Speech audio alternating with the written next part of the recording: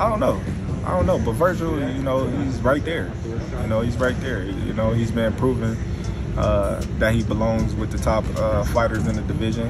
And, who knows, a couple of fights or next fight or whatever the case may be. Terence Crawford has finally responded to Vergil Ortiz Jr.'s call-out following Ortiz's win over Erickson Lubin. The undisputed super middleweight champion said Ortiz might be reaching too far, but added that if Ortiz is truly willing to move up 2 weight classes, he'd give him the opportunity. Offer next, if he's still willing to do it, because that's a fight that I've been calling for a while. I think that's a great fight to make happen still. I'm at 168 now, and I don't go back to divisions I've already left, Crawford said. So if he really wants it, he'll have to make the big jump up here, and then we can make it happen. It seems Ortiz might be ready to take that challenge. After defeating Lubin, Ortiz told reporters in the post-fight press conference, "I'm here to fight the best. I don't care who it is. It could be Boots next, Spence next, or Crawford if he still wants to do it." You want to fight Terence Crawford right now? I would love to fight him, man. I think he's like probably the #1 pound for pound fighter right now. Do you think he's out of his peak? No. Or is he in his peak now? I think he's in his peak. And you're saying you could be the peak prime Terence Crawford? I'm saying I believe that I can. That's a fight I've been calling for a while, Ortiz said. I still think it's a great matchup to make happen. I'm just going to keep being me and doing what I do best. Following his second-round knockout over Lubin, Ortiz Jr. has some big names on his radar. Terence Crawford, Jaron Boots Ennis, and others.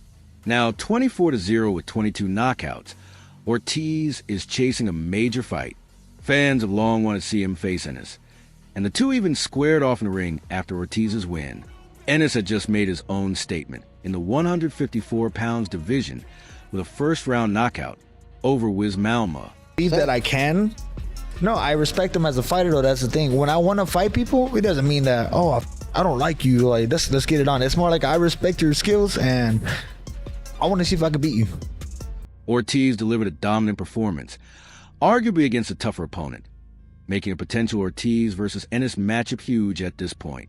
After the Lubin fight, both Oscar De La Hoya and Ortiz reflected on what's next. Trainer Robert Garcia believes Ortiz has plenty of options beyond Ennis after such a statement victory. Division, both, it would do really good numbers on pay-per-view because they should put it on pay-per-view. I think it would do really good numbers on pay-per-view, and the gate would be... Ortiz needed only 2 rounds to finish Lubin, improving to 24-0 while defending his WBC interim super welterweight title for the second time. His post-fight face-off with Ennis hinted that this might be the next big matchup, but Garcia insists Ortiz has several options.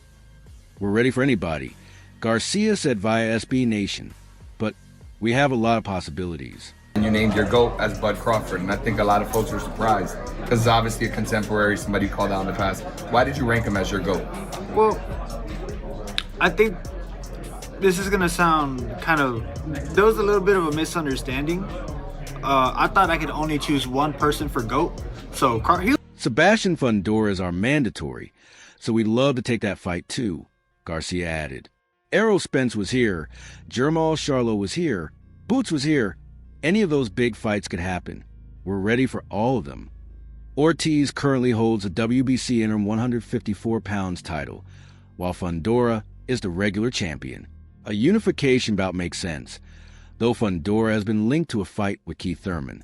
Garcia believes no matter who Ortiz faces next, it'll headline a major pay-per-view, saying Ortiz has already become a PPV attraction and is on the verge of international stardom. And then one of those fights, Crawford was there in the corner, and you were calling him out. You were saying, hey, I will take a fight, because they asked you, would you like to take a fight with Crawford? Yeah, I would like to take a Crawford with him.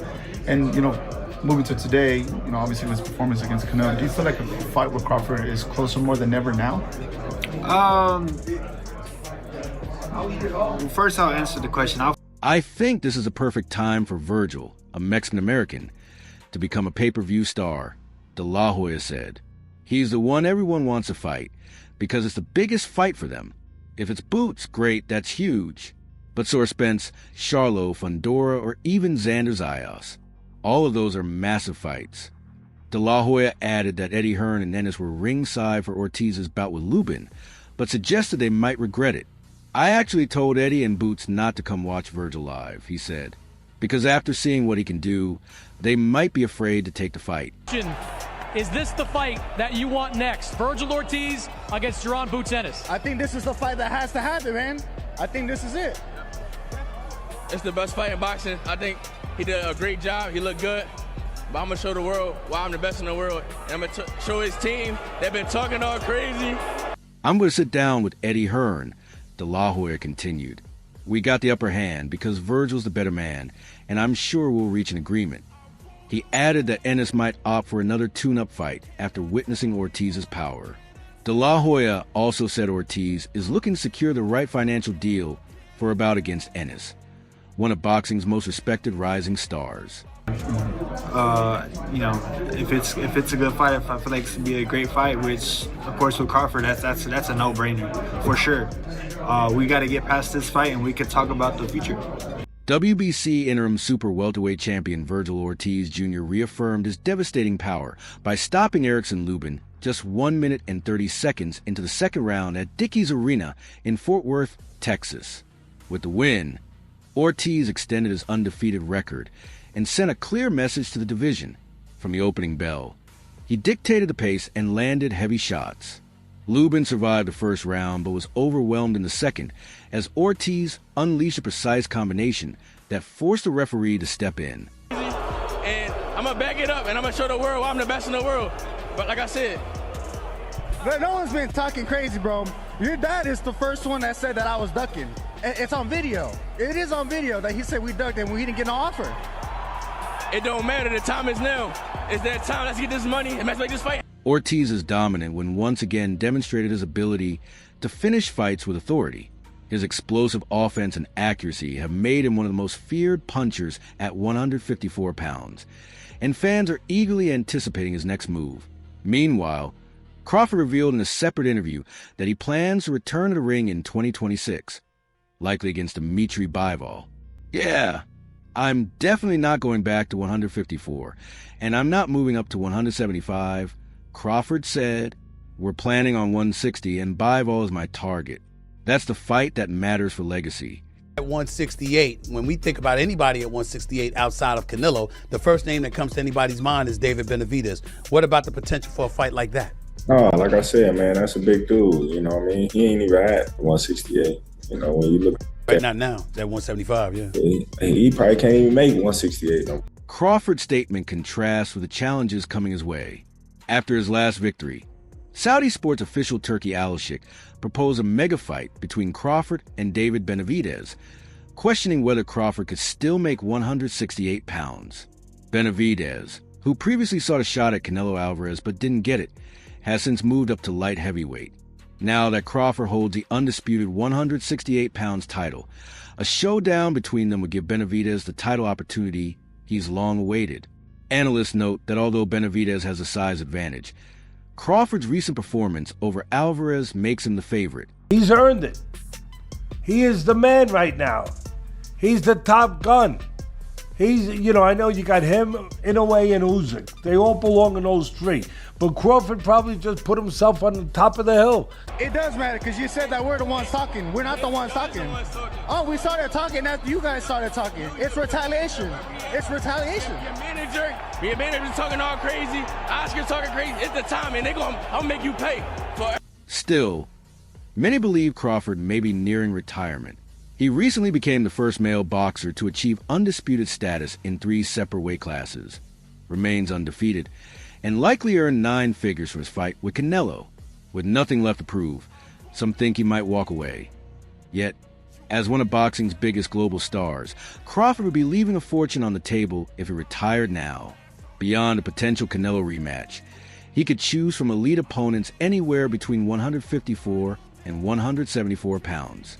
But when you look at these fights, especially coming up, you gotta be realistic. You gotta, say, all right, how big is this dude really is? Because David Benavidez, he can fight his ass off, But me personally, I believe. Boxing analyst Teddy Atlas, on his A Fight with Teddy Atlas podcast, shared a perspective on Crawford's future. The world is his, He's earned that right, Atlas said. Crawford is the man right now, the top gun. He's probably put himself alone at the top of the pound-for-pound list. Now he gets to choose what's next. Atlas noted that Crawford plans to move down to 160. I just worry about that, he said. When you put that much muscle on, it's hard to lose it safely. Mountain, and he's just to the victor goes the spoils, baby. He gets to choose. He's special. He showed that. Now he gets to choose. He wants to go down. He doesn't want to stay up there. He wants to go down to 160. But he's smart. His team is smart, Atlas added. He's only talking about dropping 8 pounds. He can do that without hurting himself. It's all up to him. Atlas hinted he'd prefer Crawford to stay at 168, given how comfortable and dominant he looked there. And considering Crawford no longer has to cut as much weight at super middleweight, he might be inclined to do the same.